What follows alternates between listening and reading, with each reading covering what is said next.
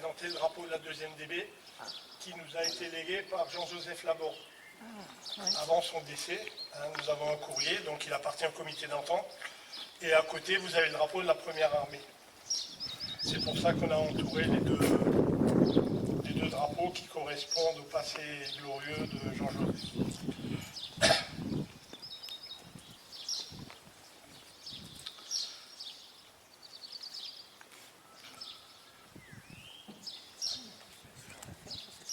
Oui.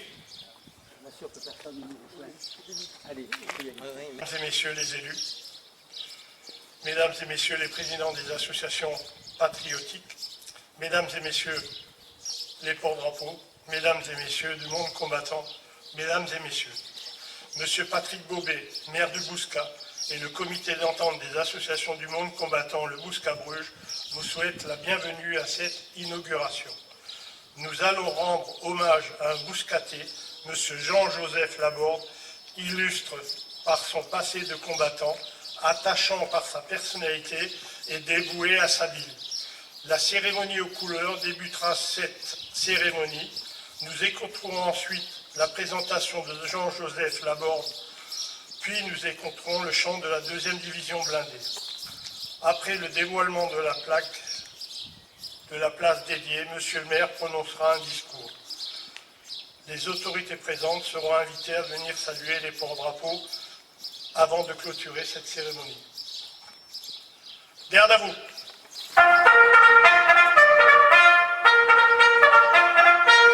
Attention pour les couleurs. Envoyez.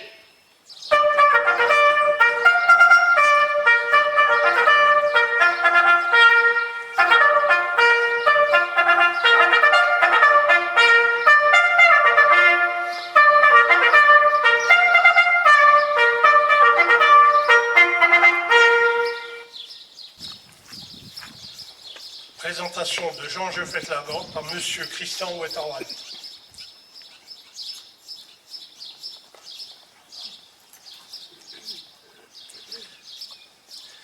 Jean-Joseph Laborde fait partie de ces hommes qui, refusant la défaite, ont combattu pour la libération de la France et la paix dans le monde.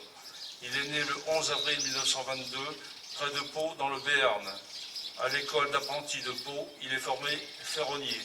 En juillet 1939, il comprend la menace de l'Allemagne lors d'une visite à l'exposition de l'eau à Liège, en découvrant dans le pavillon allemand une carte de l'Europe où les Flandres, la Lorraine, l'Alsace sont en grisé. La guerre commence, l'afflux des réfugiés, le discours de Pétain demandant l'armistice et les quelques bribes entendues de l'appel du général de Gaulle le décident à rejoindre l'Angleterre. Le 21 juin, avec 16 volontaires, dont son copain Daniel Cordier, entré depuis peu au Panthéon, il embarque sur un cargo belge et débarque le 24 juin en Angleterre. Il s'engage dans les FFL, Forces Françaises Libres. Il est affecté à une compagnie de chars qui quitte l'Angleterre pour l'Afrique fin août 1940. Jean-Joseph Laborde participe aux opérations de Dakar en septembre 1940, puis de Douala, où il est agent de liaison en moto. Ensuite, en 1941, c'est la Pointe Noire, le départ vers la mer Rouge. Des unités françaises regroupées en Palestine forment la première DFM, Division de France Libre. Vient la campagne de Syrie, où le ralliement des Français de Vichy est difficile. Les FFL sont attaqués par l'infanterie vichiste. S'ensuit l'offensive vers Damas. Jean-Joseph Laborde assure les liaisons entre les unités qui y participent. À 2 reprises, il évite d'être tué. En août-septembre 1940, il est à Beyrouth avec une équipe sous les ordres du colonel Koenig pour former 2 brigades. Au printemps 1942, la brigade se déplace au Liban, puis il est en route vers l'Égypte. En 1943, sa brigade se déplace vers Tobrouk. Jean-Joseph Laborde intègre la première compagnie de chars en 1943. Il est conducteur d'un pick-up armé d'une mitrailleuse lourde anti-aérienne et prend part au combat dans le sud tunisien contre le Frika Corps. La 2e DFL devient la 2e division blindée le 24 avril 1943. Le 10 avril 1944, le caporal Laborde embarque avec son char sur un bateau de transport vers l'Angleterre. Embarqué dans les ports du sud de l'Angleterre du 1er au 5 août, les divisions débarquent sur les côtes de France, près de Sainte-Mère-l'Église. C'est enfin la terre de France. Jean-Joseph Laborde participe aux opérations de Mortray, Alençon, Cé et Couche, et à la défense d'un point de passage sur l'Orne, près d'Argenton. Le 24 août, il prend part au combat de Longjumeau, Antony, carrefour de Fresnes. Le 25 août, il entre dans Paris par la porte d'Italie. Nommé chef de char, il participe ensuite au combat en Haute-Marne, en Moselle, dans les Vosges, et aux opérations de Rambervilliers et de Brouville. Le 25 novembre 1944, Strasbourg est libéré par la 2e DB. Le serment de Koufra est respecté. Le serment est tenu, l'esprit maintenu. Il participe ensuite au combat en Alsace-Lorraine, dans le secteur de Wittersheim, Rosfeld, continue vers Bitch, pour relever des unités américaines engagées dans les combats en direction de Bastogne. Puis la 2e DB rejoint l'Alsace pour aider la 1re DFL jusqu'à sa libération totale en janvier 1945. Jean-Joseph Laborde poursuit du Rhin à Berchtesgaden et le 5 mai, il découvre dans la montagne des déportés qui viennent de Dachau après la fuite des gardiens SS. Le 8 mai 1945, la 2e DB apprend la capitulation sans condition de l'Allemagne. Le 18 juin, le sergent Jean-Joseph Laborde défile à Paris avec la 2e DB. Aujourd'hui, la commune de Bouscat rend un hommage très largement mérité, puisque comme tant d'autres, vous avez fait ce que nous sommes aujourd'hui, je veux dire libre. Merci, Jean-Joseph. Aux combattants des forces françaises libres en écoutant le chant de la 2e DB.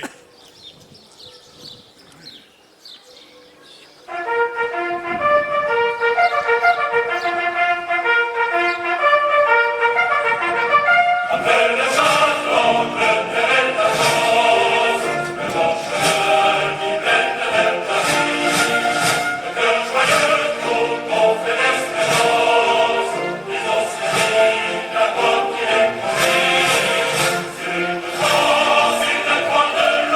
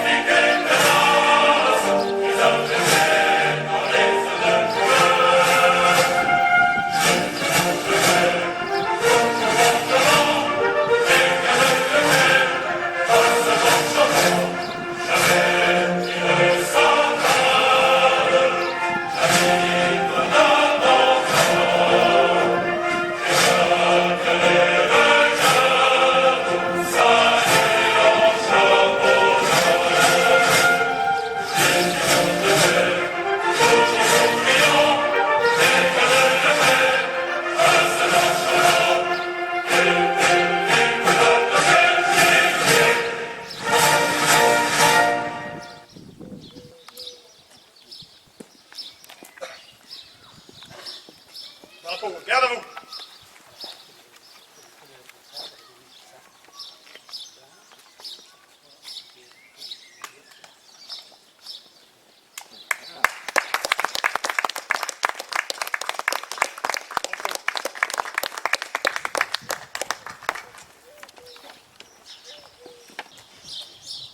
Monsieur le conseil départemental, mesdames et messieurs les élus, madame et messieurs les présidents d'associations d'anciens combattants, messieurs les porte-drapeaux, mesdames et messieurs, chers amis surtout.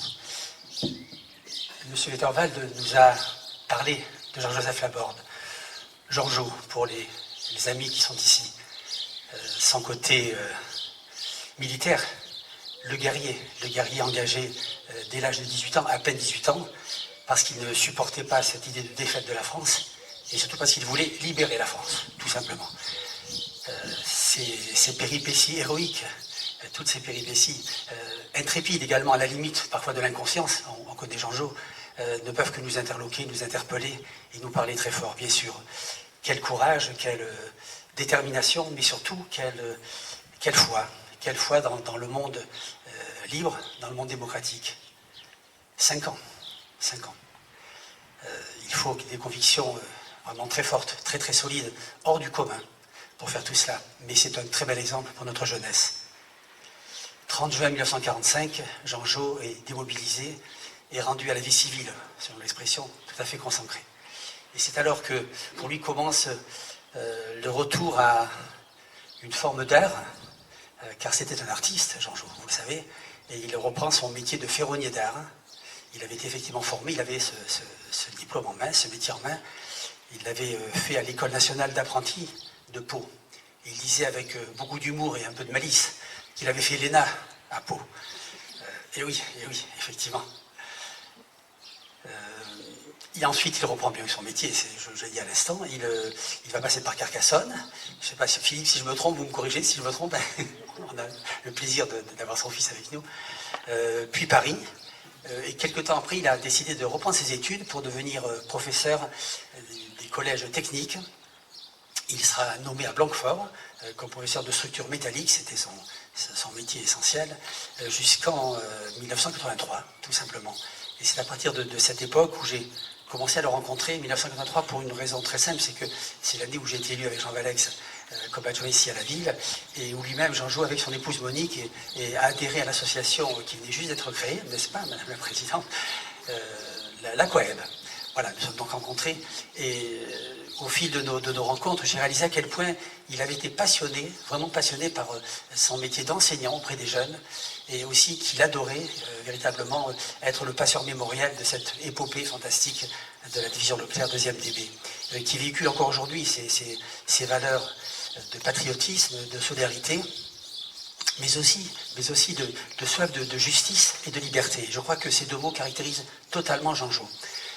Soif de justice, effectivement, et je crois vraiment qu'en y réfléchissant un peu, je crois que c'est pour rendre justice à tous ces amis morts au combat en Afrique, au Proche-Orient, mais aussi en Europe, qu'il n'a jamais manqué une commémoration patriotique, jamais une seule, et qu'il a animé très régulièrement des soirées mémorielles auprès des collégiens. C'est important de le redire et on comprend mieux un peu la philosophie de Georgeot. Il est aussi le lecteur très attendu et très écouté du discours du 10 juin 1940 du général de Gaulle, que nous écouterons dans quelques minutes. Et je crois qu'en termes de justice, il prônait surtout une justice sociale. Il souhaitait une société faite de bienveillance et de respect, bien sûr d'entraide et de solidarité, mais aussi de devoir et de responsabilité. Et ça, il y tenait. Préciser, c'est toujours l'équilibre. J'ai dit aussi soif de liberté. Bien sûr, Georgeot, c'était vraiment ce qui le caractérisait le plus. N'a-t-il pas pris part au combat dès l'âge de 18 ans? C'est bien une preuve d'envie de liberté. Et cette liberté, il l'a exprimée dans son art, on ne pourrait pas se dire dans ses arts, puisqu'il était aussi sculpteur monumental de sculptures grandes, 2-3 mètres, qui ornaient son jardin, tout près d'ici, vous le savez. L'une d'elles a été d'ailleurs mise par la mairie quelques mois avant son départ malheureusement, mais nous en avions parlé depuis longtemps avec lui, de la place de l'Ay, c'est en face de l'hôpital, le giratoire de l'hôpital, la place de l'Ay, cette sculpture qui trône sur ce giratoire. C'était aussi un peintre. Pour être allé plusieurs fois chez lui, je peux vous dire que sa maison ressemblait plus à une galerie d'art et de peinture qu'à une maison, effectivement. Mais ça, c'était Georges. Hein. Et puis, il était aussi poète. Il composait des poèmes tout à fait intéressants. Et finalement, voilà, c'est tout le personnage, très, très décalé, très surprenant. Il aimait surprendre, il aimait là où on ne l'attendait pas du tout, où cette liberté s'exprimait. Dieu sait qu'elle s'exprimait bien. Et finalement, c'est un peu lui. La poésie allait avec le reste, car toute œuvre de peinture ou de sculpture était accompagnée d'un poème. Et d'ailleurs, si vous avez la curiosité, passez place Édouard Delay, vous verrez cette belle sculpture et le poème. Et l'ensemble s'appelle La Vague. C'est ainsi. Voilà, comme était notre ami, tout à fait décalé, tout à fait, mais avec ses trois qualités essentielles. Il avait continuellement une liberté de ton sans pareil. Il disait ce qu'il pensait, il ne s'en gênait pas du tout. Il avait aussi une espèce d'indépendance de pensée, ça il fallait le suivre hein, parfois, mais c'était comme ça. Il aimait déranger, il aimait bousculer, il aimait dire des choses, mais avec un immense respect. Et je crois que c'est ce que l'on garde en mémoire tous ensemble. C'était un homme effectivement indépendant, il était libre, il était juste, c'était Jean Jo, c'était notre ami. Merci à lui.